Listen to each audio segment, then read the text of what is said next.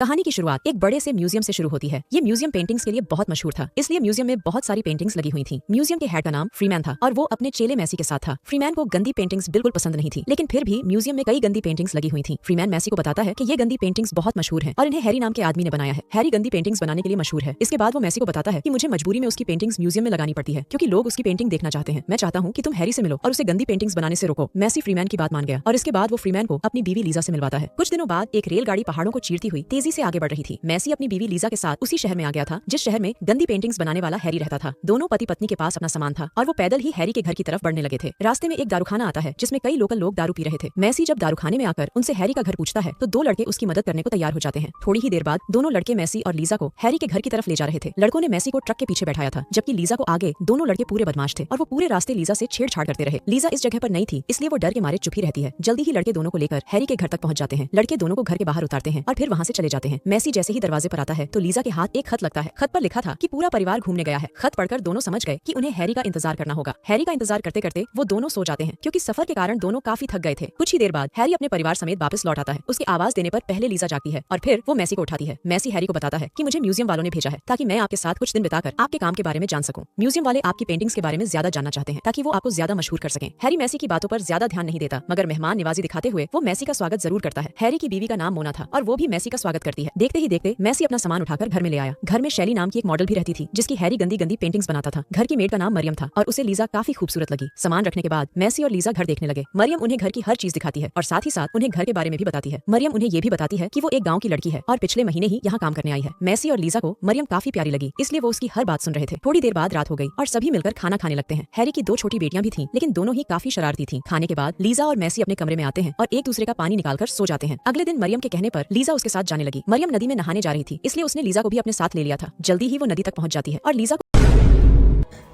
भाई तेरे स्कूल से फोन आया था। बोल रहे थे तू लड़कियों वाली हरकतें करता है। अरे भाई तू दूसरों की बातों में आके मेरा दिमाग खराब मत किया कर।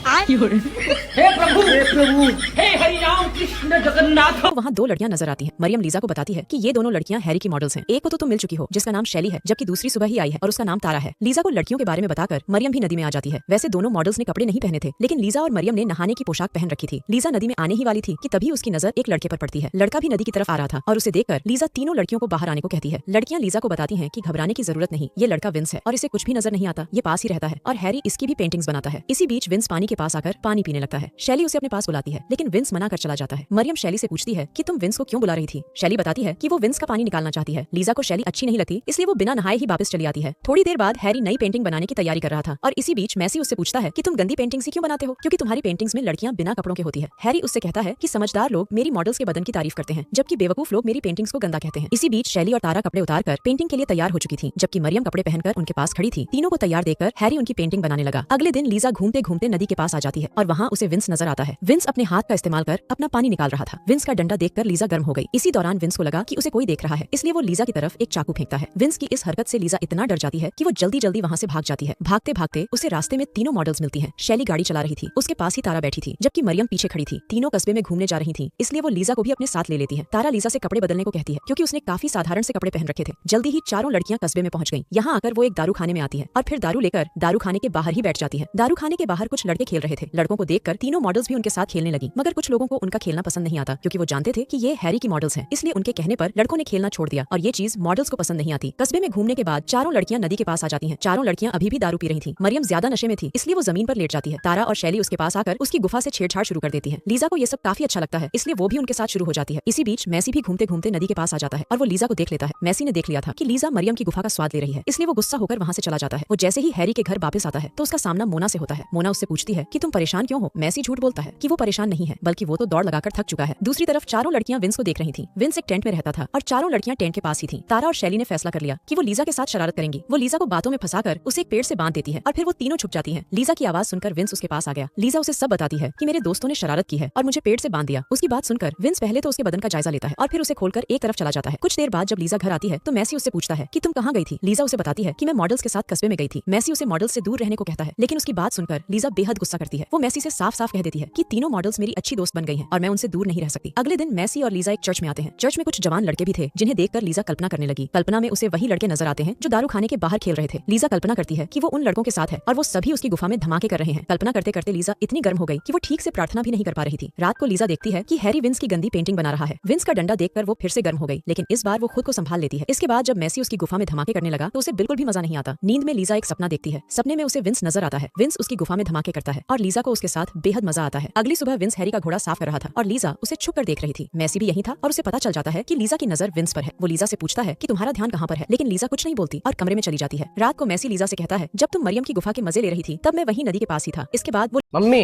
हाँ, शादी करके भागू या भाग के शादी कर लूं? टूटी झाड़ू ते मारू या झाड़ू टूटने तक।